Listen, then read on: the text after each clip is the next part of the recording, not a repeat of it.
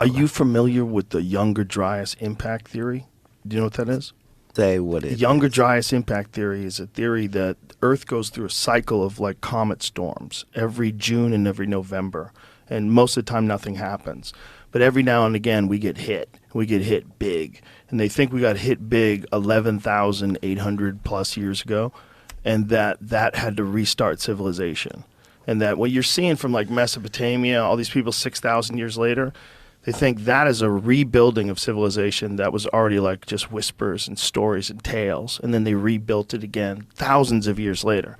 But if you go back to like 11,800 BC, 11,800 years ago, you're dealing with what we thought were hunter-gatherers, and now we know they weren't.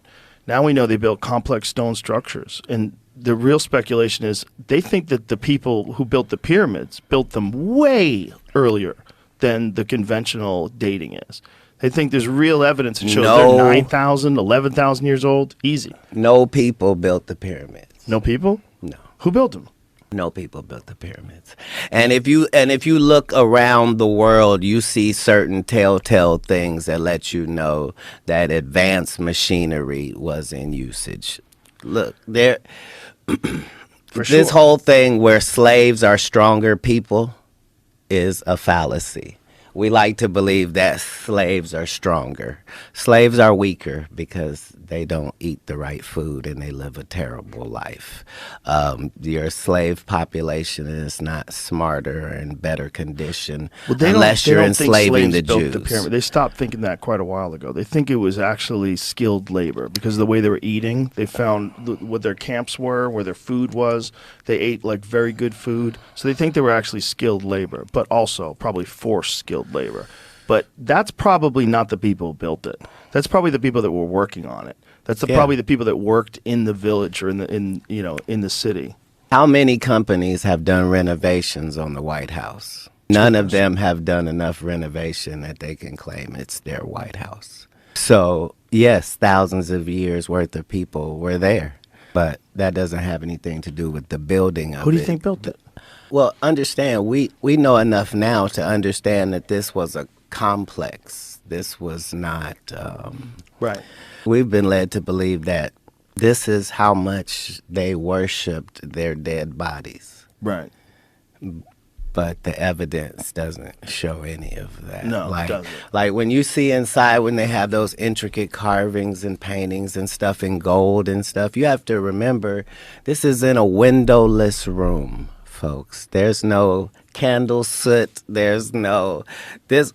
It's clearly a power plant and built specifically for that location on this planet. For what do you think it was powered usage. by? The hot water springs underneath it. So it was powered by the hot water springs? And to what end? How do you know all this, first of all? Is this marijuana talk? I don't think so. This is... Where did you read this? If you follow information about humankind, you find out that in all parts of history, people were coming to this region for their information and their knowledge and their things that were forbidden, and these were not these were the highest of human civilization. Here. Not even comparable to anyone else. No. Nor since. Nor since. Right. The Great Pyramid of Giza is insane. Right. Like it's insane. Like even Tesla says that this is where he came to get the information. But if you follow that information pathway, it leads you to this character called Thoth, right?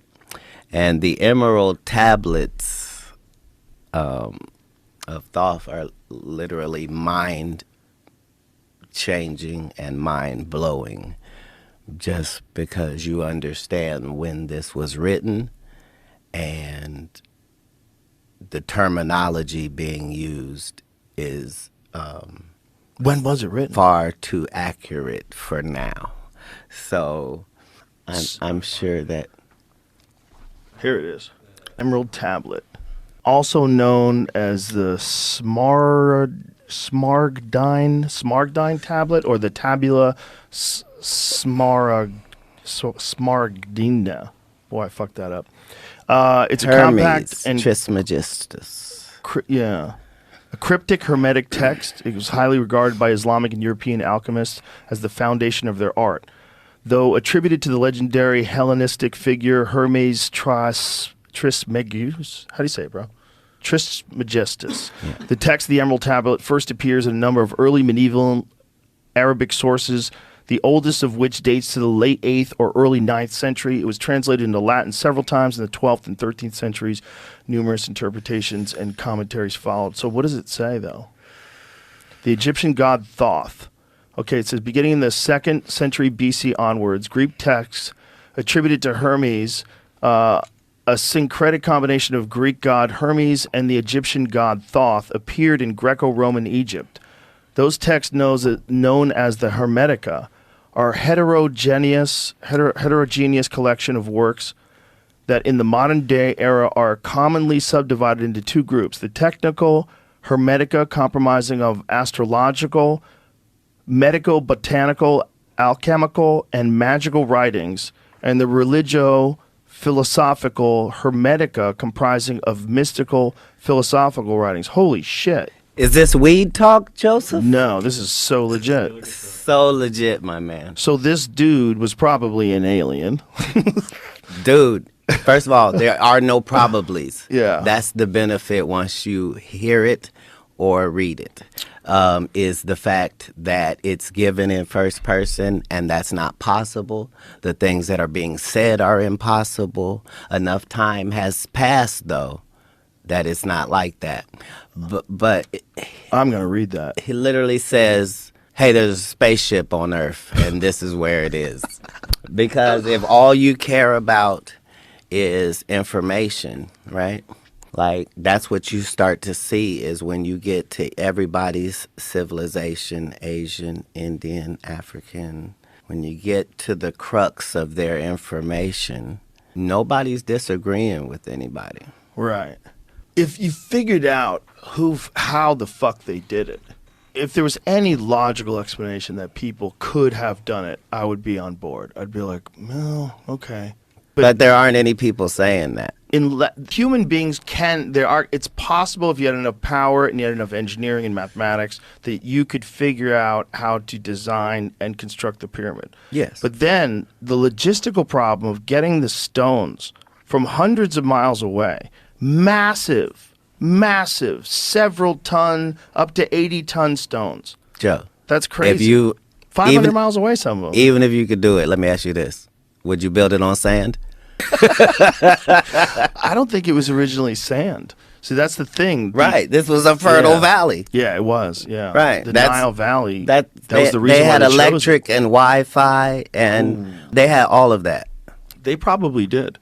And that's probably where the Younger Dryas impact theory comes in. The greatest trick is to make us believe that people back then were dumber and we're smarter. Right. And that whole thing is a fallacy. Yeah, that's definitely not real. But it's worth it for us to believe that.